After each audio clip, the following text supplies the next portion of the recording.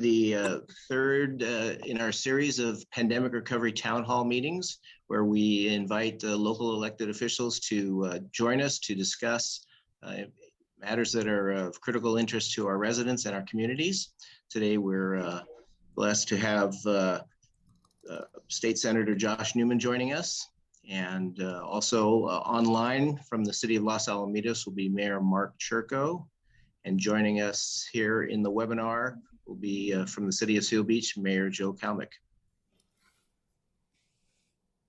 All right, Senator Josh Newman as a Yale graduate. He has an extensive career in the military and then in politics, first elected to the state Senate for the 29th Senatorial District of California in 1916, re-elected in 2020.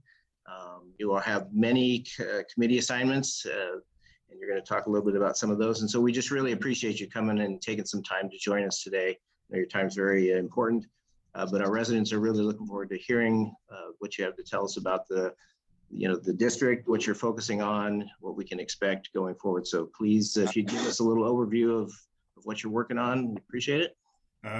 Thank you, Mayor Peat. So it's a pleasure to be with you from Sacramento on a beautiful sunny day here in Sacramento. And Mayor Kalmick, Mayor Churko, nice to see you. I'm grateful for the invitation, and I am proud to serve the 29th Senate District, which includes obviously the city of Cypress. And so, as Mayor Peat mentioned, I am on a number of committees, the most important of which I think for this conversation is I am the chair of something called the State Senate Special Committee on Pandemic Emergency Response. And in that capacity, there's sort of a dual track. On the one hand, we've held a series of hearings about particular issues or sectors that have been most impacted by the pandemic. Our next public hearing will be about the restaurant industry and how badly it has been affected, and sort of the sort of natural and necessary steps that we need to make to revitalize that critical sector. And the other role that I play on a weekly basis, probably more important, is I lead every Monday a joint legislative meeting with the governor's key staff about issues and challenges relating to the pandemic.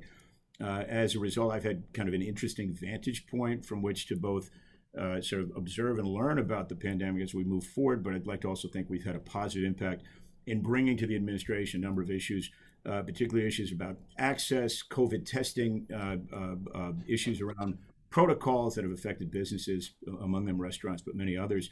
And now we're in a phase where we're talking about vaccines and about how best to get Californians, especially in our district, get everybody vaccinated as quickly as possible. So glad to be here.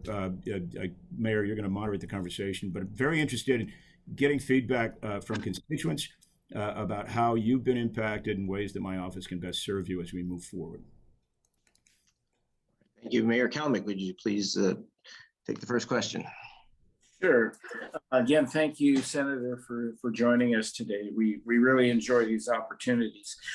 As chairman of the Pandemic Response Select Committee, could you give us a little tighter overview of the committee's purpose and the top 3 or 4 items that the committee is really focusing on? I appreciate the question. So I am the second chair of the committee, having taken office in January. I was preceded by Senator Lena Gonzalez from Long Beach, and so our first hearing was about childcare, which is a sector which has had a really important role, and actually it says a lot about the pandemic. Working women have been everywhere, all working from home, and working women especially have been forced to take time off from their jobs as the pandemic created a whole bunch of challenges. And it's something, it has sort of cast a light on this very important issue for Californians. And so clearly we need to do better in the pandemic, and I think also beyond, in how we resource and plan so that working families have good, reliable, affordable opportunities for their childcare, so that both members of the family, if they work, can do so while their children have a good, nurturing environment. So that was the first hearing we held. Moving forward, as I mentioned, the next hearing is going to be about the restaurant hospitality sector. And then moving forward, and I think as everybody's aware, we're in a phase where people are more optimistic. I think the governor's phrase today was the light at the end of the tunnel is getting brighter, and I hope that's true. But the two next steps I think are really important for my committee are to have smart conversations first about how we recover from the pandemic. And I think it's important to note that the pandemic has not, and the recession it has caused, have not been equal across the board. So at sort of the top of the income scale, many people have been largely unscathed. Those folks who can work digitally, who can work from home, have had more or less normal work experiences, and those businesses have done quite well. But other businesses that depend on foot traffic, other workers that don't have the option of working remotely, have been really substantially impacted. And so at the bottom of the wage scale, we've had working families that are absolutely decimated, who are behind on rent, who have had problems finding work during the pandemic, and all the stresses that those create. So the next committee meeting I'll have after that is about how we recover, how we do that smartly, and most importantly, how we take care of those who've been most impacted by the pandemic and its recession. And then my obligation, I believe, as the chair of this committee, as we hopefully move out of this public health emergency, is to ensure to the maximum extent possible that California and our area are never caught as off guard by an equivalent public health emergency or any kind of economic cataclysm such as this. Because if we're honest, it is absolutely true that we were completely unprepared in March of last year when the situation became severe. But we had 3-4 months to plan. The state did not do that very well. And I'd like to make sure that we're not in that position ever again. Great. Thank you. All right, Senator, if, as you mentioned, reopening is the state as quickly as possible is essential. And so just wondered if you could tell us what the state is doing to help us open, what's your plan? I know you're going to have some hearings, but can you share with us what the state's doing and perhaps give us some insights on the governor's recent announcements about reopening? No, so I'll start there. So the news for the most part is good, especially relative to where we've been. And so the combination of vaccine distribution, penetration, over 20 million Californians at this point have received at least one vaccination. Actually, no, let me correct myself. There have been 20 million shots given so far. So we're getting to a much higher proportion of Californians who've gotten either one or both of their vaccines. There are 3 vaccines. 2 of them require 2 shots. One, the J&J vaccine, only require 1. But we're working steadily as we sort of work through these probably unnecessarily complicated tiers. But at this point, California's over 65, close to 75% of that population has been vaccinated. That 75% number is an important threshold. That's the sort of the scientific threshold for what is characterized as herd immunity, which essentially means that if you can get a large enough share of the population immunized, you can effectively block the pathways for the transmission of a particular pathogen or disease. We've done that well with other diseases. This has been the burden and the goal around this very new disease, the coronavirus. And so as we work our way down into the larger kind of more extensive population, the goal is to get as quickly as possible to that herd immunity threshold because one, it's necessary, right, to give us the assurance that we can start to reopen. 2, and probably more importantly, folks are probably aware that there are variants of the coronavirus that have become identified, some from the UK, that's now the most common strain in the US, it's made its way over here. That is a more virulent strain, but it's not necessarily as, it's not fatal, nor is it vaccine resistant. But the fear is if we're not quick and efficient about getting folks vaccinated, that we will find ourselves in facing other strains of vaccine of the coronavirus that may be vaccine resistant. And if that were allowed to happen, it would obviously prolong the pandemic in ways that none of us want to see. And so that's where we are sort of scientifically on the public health side. Economically, as I mentioned, the pandemic has affected different groups differently. At the state level, we're actually quite lucky. When the pandemic started, we were anticipating a massive recession, and as a result, a huge kind of fiscal impact on the state's finances. That has actually not happened. The state is actually in a very good position fiscally. The state is, in fact, probably in a better position, ironically, than it has been in probably decades, all things considered, because not only have tax receipts been good at the state level, the federal government is sending the state more money. My job is to make sure that money is spent well. And so there's a bunch of different areas that hopefully we're going to make smart investments. And so we'll start with the most sort of important things. One, as I mentioned, assistance with rent arrearages. Very large number of people are behind on their bills for reasons completely out of their control. Not only are they impacted, but the folks who own the rental properties they live in are equally impacted because they have their own bills to pay, mortgages to pay. And so there are state funds that will be available for that. There are state funds that are available, and more will be available for helping businesses recover, for helping nonprofits that do important work recover from some of the impacts that they've seen. And then as we move forward, we're looking at making target investments in some of the areas I've already touched on: childcare, education, workforce development. As people move back into the economy, we're expecting a fairly robust recovery, but not all jobs will come back. Some of the changes that have been sort of caused by the pandemic will be permanent. So we need to make sure that people, as they look for their next wage earning opportunity, have good opportunities and good resources to do that. And so, long-winded answer, John, but there's a whole slew of areas that we're going to be focused on.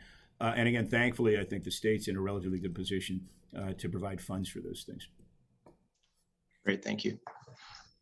Just as a short follow-up, how is California doing compared to the other states in both the vaccination rates and how are we doing in terms of acceptance of the vaccine? Are we seeing that there is less resistance than initially? That is a good question. Let me start with the vaccine acceptance first, Mayor. The incentive to get out of this pandemic has actually provided, I think, food for thought for many people who otherwise might have been hesitant. So we've been pleasantly surprised over the last 30, 60 days. Attitudes have changed in I think, an encouraging way from my standpoint, where vaccine hesitancy has actually gone down. And as you can gather, to get to the herd immunity threshold, you need 75%, the vast majority of Californians, to be, to embrace the opportunity to be vaccinated. The initial polling, as I think you indicate, was actually not encouraging. And so what we've seen, both through the incentives, right? People would really love to get out of this. We'd love to all stop wearing face masks and return to our normal lives. But we've also got, I think, the benefit of the word of mouth, where people have now been vaccinated. I've gotten my first vaccine. I'm glad I've gotten it. It was actually a completely pleasant experience. The side effects were minimal, other than a little bit arm soreness, and so that's encouraging. So so we're seeing increasing uptake. The attitude is actually positive. With respect to the actual numbers, California is actually doing quite well. If California were its own country, we now have more people vaccinated than Germany or France. I think we can be proud of that. We've got a huge population of 40 million people. But we are not only making good progress now, but we're also encouraged that the federal allocations of vaccines are increasing steadily. And at the local level, the County of Orange has actually done a very good job in developing a vaccine program that they can now implement. They have 3 different mass vaccination sites right now. And so if you go on to myturn.com, if you haven't already, it's not that hard to get an appointment, and you're likely to get an appointment within the next couple of weeks, and then to be vaccinated first and second within 3 weeks after that. And then from there, we're looking at, to my mind, an optimistic path. And then, sometime, I think as Mayor Peat mentioned, the governor announced that as of June 15th, if the numbers keep moving in our direction, we should be able to abandon completely this very complicated system of county tiers. Masks will still be necessary for some time, but businesses will be allowed to reopen. You and I can go out and eat in restaurants again, go to movies, go to other public events, and that will be a welcome change. Thank you. Yeah, absolutely. I know our community is really clamoring to get back to be able to enjoy some of the things that make it a community. Well, you answered our next question, so I'm going to jump to question 5, and we talked a little bit in the warm-up about reopening schools. That's a critical item for us, and up to this point, school districts have been making individual decisions on what's right for them. Do you envision the state through the State Department of Education or any agency getting involved in helping schools make a decision to open, or will that remain a local decision? So I think, Mayor, schools are mostly subject to, local control, local decision making. The state's role in this is to do two things. One is, kind of that classic do no harm concept, which is make sure that there aren't obstacles in the way of opening schools, and I think we've made some progress there. Secondly, providing resources, right? So as schools open up, as you're probably aware, all Californians 16 and over at this point are eligible at some point to be vaccinated, but we do not yet have the what they call the emergency authorization approval for any vaccine for children under 16. Although there are some clinical trials going on, it's not yet realistic to get students vaccinated, and so we're going to have to make sure that we both provide safe environments for those students, and then maximum testing, so that as we move forward, we can make sure that those schools are safe. There are new protocols that make it easier. That classic 6 feet of social distancing, because of CDC research and guidelines, has now been compressed to 3 feet. So it's totally realistic to get students back in school. And so at the state level, our role is to make sure that we help local school districts work through any issues they have as they provide the leadership to do something which is sorely needed, which is to get students back into classrooms. Great, thank you. Again, with regard to education, we've, if and when we open, and it looks like, of course, we are opening, how are we going to address the problem of a disparity between those school districts and schools where the learning has been hybrid, the learning has been entirely at home, and schools that have been opened? I mean, you're going to have kind of a mismatch of the flow of education in our young people. So, Mayor, I'm not sure I have a good, concise answer to that question, except that it is clearly a challenge. And so California has over 1,000 school districts. And to your point, they haven't all had the same experience. And an extenuating factor is income levels, right? The conditions and circumstances of families and students. So one thing that the state is doing is going to emphasize moving forward is solving internet connectivity to make sure that as many families, as much of California has broadband access as possible, because that has been a huge obstacle for certain families. We've all heard the stories of children sitting in cars in the parking lot of their school or even at Starbucks in order to access online learning, which is has been really unfortunate.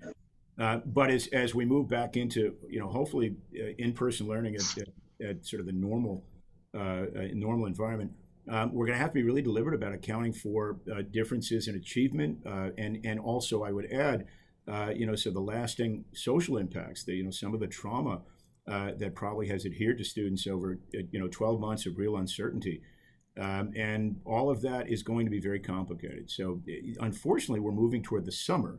And many school districts, you have to make decisions about, how to staff and resource for summer learning to make up for all that lost time. And so, again, my office is looking to be a resource for that. Hopefully, the state is supportive, but most of that work is going to have to take place at the school district level. Thank you. All right, thank you. Moving over to something that's a little more fun, sports. We're seeing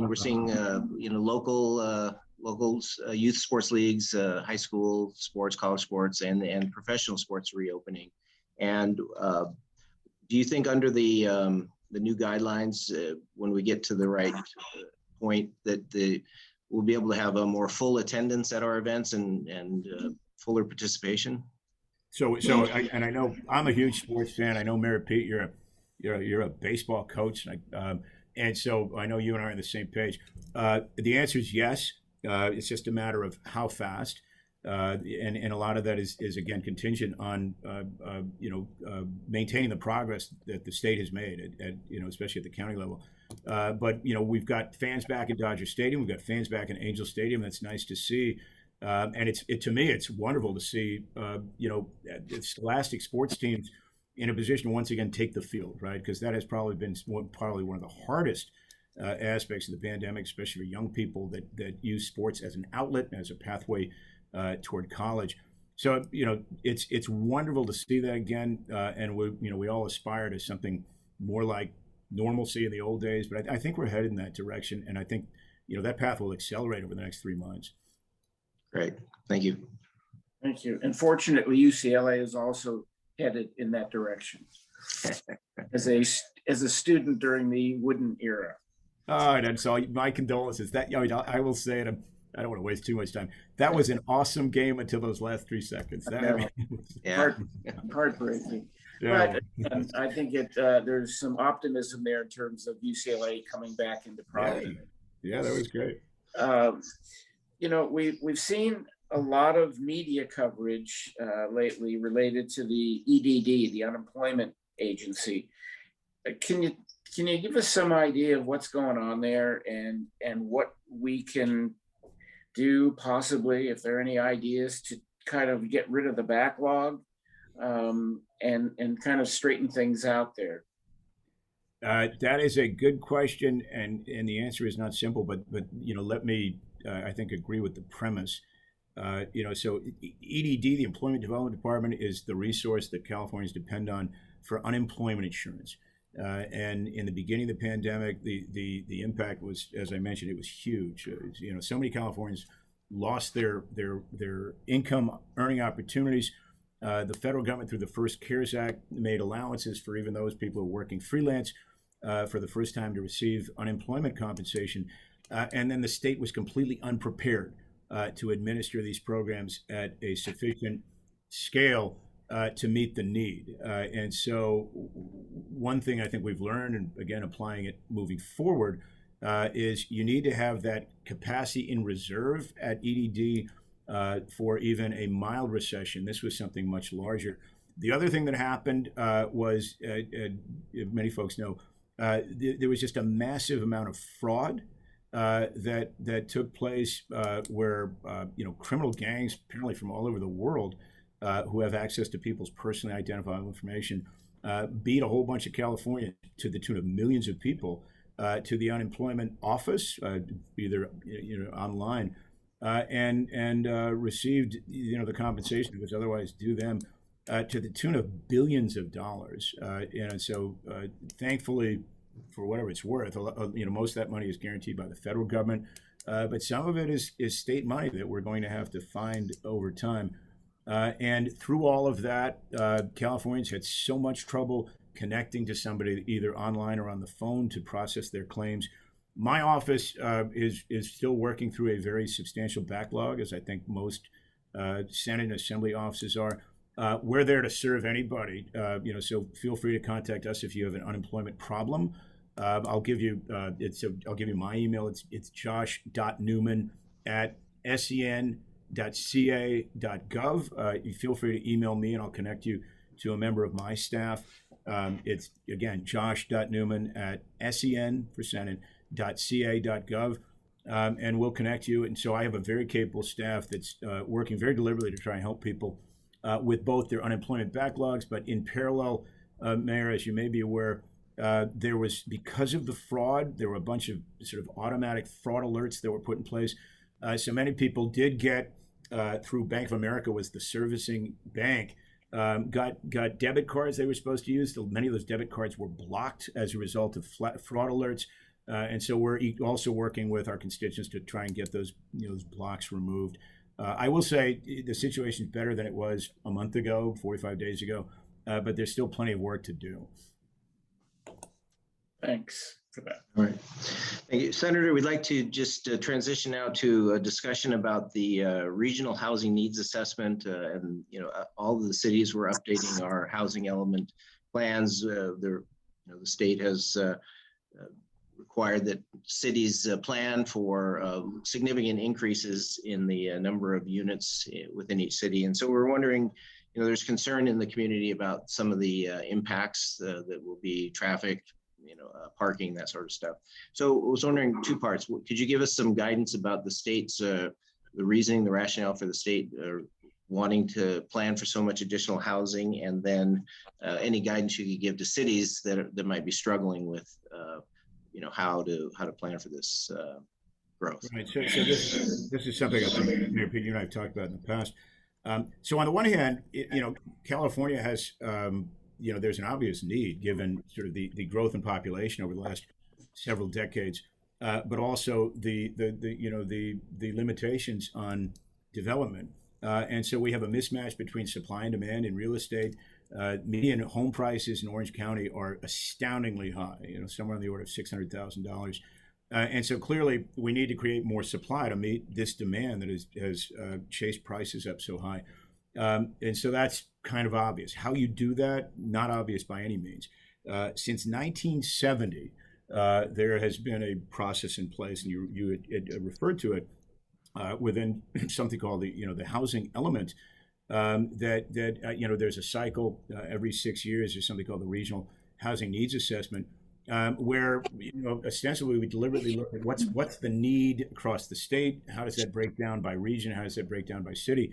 And you can assign kind of scientifically how much housing you would need to meet the rise in population and the increase in demand. So that's kind of the easy part. The hard part is how we prescribe that. How you do that. And I'm not sure the state has figured that out. And so so anybody who works on a city council is faced by this very challenge of you get a state number as part of this RENA cycle that says, Cypress, you're on the hook to create, say, 2,000 units of housing across, affordable market rate and otherwise. But we don't tell you how to do it, and we certainly haven't helped you do that. And it's not simple at all. And even as we've made these kinds of rules, the state has made it progressively harder for developers to actually build housing at an affordable price because of regulations. And at the local level, you have zoning that makes it difficult to identify where you would find land that is easily developed at a price that lets somebody building a home sell it at a price that somebody can afford. I don't have a simple answer, except that I think that there's this phrase attributed to Albert Einstein, which is, the definition of insanity is doing the same thing over and over and expecting a different result. So there's some legislation kind of moving in Sacramento that would supersede local jurisdictions' zoning authority. I don't know that I support that. I think that cities are the best positioned to determine how they use their land, how they meet the needs and concerns of their residents. But we do need to figure out some smarter ways to develop housing that people can afford, because we run the risk in California, among other things. This is, it's a hard state. It's an expensive state. Of pricing the next several generations out of the opportunity for home ownership. And that would not only be unfortunate, it actually means that we're probably going to lose the benefit of a lot of talented people that would go elsewhere to find their dreams. Yeah, thank you. I know that's one of the concerns that we've had is we're talking about building housing for young families, young couples to be able to get started, where 30 years ago it was much more affordable for us to get started. So no, and I mean honestly, I think that's an understatement, right? I mean, when you look at the cost of housing has so far exceeded the rate of inflation that it's kind of stunning. And so I have so much sympathy for a young person coming out of college, about to get married. The prospect of owning a home, especially where they're from, where they want to live, is really daunting at this point. There is one sort of legislative initiative that I think is actually quite encouraging, and the idea is to create kind of a state resource, a bank, where if you couldn't afford the full cost of a new home, this state corporation that would take investors would act as your partner, and so you might own 55% of a property with this entity picking up the remainder. And then as the property appreciated, if and when it came time to sell, you'd see the return on your share of the investment. And hopefully we can do, by doing so, we can create more ownership opportunities for young people. If I might, before I go into my next question, I just want to tag on to this discussion the additional burden that the coastal cities in California have, because on one side of the coin, we have the state, mandating the RENA numbers and SB 9, that in a sense would take away our local control of how many units can be built on a particular lot. But in addition to that, we have the California Coastal Commission, which is disallowing lot splits, which is working against the idea of being able to build higher density. They basically want us to abandon and retreat today, even though the alleged sea level rise that will start taking out our physical community is a 0.5% in 50 years. It's really putting the coastal cities in a bind. And we're hoping there is apparently a new SB1 this term that would try and, in a sense, create a collaborative effort between the Coastal Commission and the state government to be able to kind of look at those problems. So I just want to make that pitch, and if you happen to be involved in any of those discussions, to keep that in mind for us. With regard to the proof of vaccination issue, we've heard there's discussion, on the national level about the potential for what are called vaccine passports, or proof of vaccination, in order to be able to, for people to be able to participate in certain activities. Do we know what the state of California is considering doing in terms of that without, infringing on people's freedoms and liberty? So what we know, Mayor, as of this past Monday and through the weekly call we had, where I actually asked that question about vaccine passports, is we know that the state has not come to a decision yet. The state does not yet have even sort of the broad dimensions of a program for that. And I think the hope at the moment is that we can kind of expedite progress through the pandemic, and if we can get folks vaccinated quickly enough, that may preempt the need for something like a vaccine passport. And so at the moment, the state hasn't made any firm decisions as to how to approach that. Because to your point, we need to be deferential toward these issues of privacy and personal choice. Having said that, it may be true that entities like airlines or sports stadiums may find themselves in a position where it benefits everybody to ask for proof of vaccination, because to part of the conversation we had earlier, that might allow for greater participation and larger crowds at sort of public events that might allow for easier transit through things like airports. But the state has yet to come up with a policy or a program framework for that. And it's something that we'll keep discussing, and I'll keep pushing on to make sure that there's clarity. Thank you. All right, Senator, going back a little bit to the discussion we've had on resources, we know there's going to be a lot of resources flowing down from the federal government and then some resources on the state. Will the federal government resources be flowing directly to the counties and cities, or will they be flowing through the states, or kind of a combination? So, Mayor, I think it's going to be a combination, and so that, it's sort of proportional. But you've got, sort of the CARES Act, and the CARES Act 2, which I think they call the HEROES Act. A bunch of money that will come directly to cities, and cities like yours will hopefully get your proportional share or better. And you will have complete discretion as to how to spend that money, within whatever the federal standard is. And then there will be state money, and again, it is really significant. And we're in a position where we're, again, far better off than anybody thought we would be at this point in this fiscal year, but looking toward next fiscal year. So my role, again, as a state senator, is to make sure that we spend that money smartly, and that we do that in full collaboration with the county and with local jurisdictions, so that we meet your needs and that we listen to your needs as the state makes plans for its share of those resources. So just following up on that, what would be the best way for cities to engage with your office to understand and know the resources that are going to become available? So glad to work directly. I think you and I had a call recently with your city manager. That's probably the best way to do it. And as far as constituents here, again, always interested in feedback. always interested in ideas, but always glad to make myself available to talk directly with city manager and as many members of the council, kind of within Brown Act, Sure.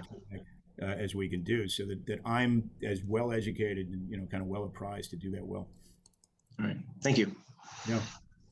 We know that as a state senator that you're on several committees, not all of which are related to the pandemic and so forth. Could you give us a kind of an idea of what you've been working on through your other committee assignments and some of the things that are happening in Sacramento? Absolutely. And so I am pulling up, I need to keep a spreadsheet, Mayor, of, I'm not even kidding, of all the committees that I'm on. I was, I'm going to tell you what they are, and forgive me because it's a relatively long list. So I'm on 8 different committees, and I'm in a select committee, and another thing. I'll get to that in a second. So I'm on the Senate Business Professions and Economic Development Committee. I'm on the Senate Budget and Fiscal Review Committee. There is a subcommittee of that committee. It's called Budget Subcommittee Number 5. And it looks at the Corrections Department, Public Safety, Judiciary, Labor, and Transportation funding. I'm on the Elections and Constitutional Amendments Committee. I'm on something called the Joint Legislative Committee on Emergency Management. I am on the Labor, Public Employment, and Retirement Committee. I am on the Military and Veterans Affairs Committee. I'm a proud veteran of the United States Army, so that's gratifying to me to be able to do that. I am on the Senate Transportation Committee, and as I mentioned, I am the chair of the Special Committee on Pandemic Emergency Response. And I am on the Select Committee on Hydrogen, which is apparently recently formed. And I'm also the Senate's representative to the California Transportation Commission, which has responsibility for dispersing literally billions of dollars for local road and other transit projects across the year. So on any given day, I'm pretty busy with committee hearings. Legislatively, I've got a package of bills that, I don't know how much time we have here, but I think they're all on my website. But they're all consistent with kind of my approach to government. They're pragmatic bills about fixing problems. A couple bills to fix problems that I think I've identified with the recall process. Other bills to make sure that pharmacists are allowed to do their work without being burdened by corporate incentives or other requirements, so they can focus on providing maximum care to their patients. Got a bill to hopefully make a better process for recycling batteries so they don't wind up in landfills. A series of things. I think my goal, my role is to make sure the government works and works smartly. And then against that, I have to participate in all these committees and listen to my colleagues' legislation, and the flow of legislation in California is pretty amazing, right? So at the moment, there's over 700 bills that are moving through the state Senate, including very controversial bills, some of which I think you've already mentioned, like SB 9. And so, I try as best I can to be a voice of reason in those committees as we deliberate in those, and then to make smart votes on the floor of the Senate, hopefully in consultation with cities like yours, to make sure that I'm serving not just your constituents, but the needs of the city as well as I can. All right. Well, Senator, you've addressed the last 2 questions that we had in your response there. So just wanted to see if you have any closing thoughts or remarks you'd like to make, and otherwise we greatly appreciate your time. No, and I appreciate the invitation, Mayor Peat. And so I will say, Huntington Beach is not in my district. Los Alamitos is not in my district, but Cypress is. And I've always been so impressed at sort of the caliber and the commitment of the city council in Cypress, but also your city staff. I have 16 different cities in this state Senate district. California State Senate District is actually very large. It has more people in it than 6 states in the District of Columbia. Wow. And so Mayor Kalmick shook his head. I don't blame you. But I'm grateful to work with a city like Cypress. I think you're doing a wonderful job. It's a well-run city. It's a very civic-minded city. And so, I look forward to serving the city, getting to know your constituents better, and my door is always open. And so, don't feel, anybody on this Facebook Live, anybody in city government, feel free to call on us. I do want to emphasize one thing as we move forward. One of the things I'm most proud of my achievements over the last 4 years, I got funded in 2017 a 10-city task force that's working deliberately on solving the underlying problems of homelessness, youth violence, and then post-incarceration reentry, people coming back from prison. My biggest priority in this budget cycle is to get that 10-city task force, the North Orange County Public Safety Task Force, of which Cypress is a member, extended and expanded to include the city of Los Alamitos, the cities of Villa Park and Orange, all of the North Orange County Service Provision area, because I think we're making progress and it's done a wonderful job. I can't take credit for that.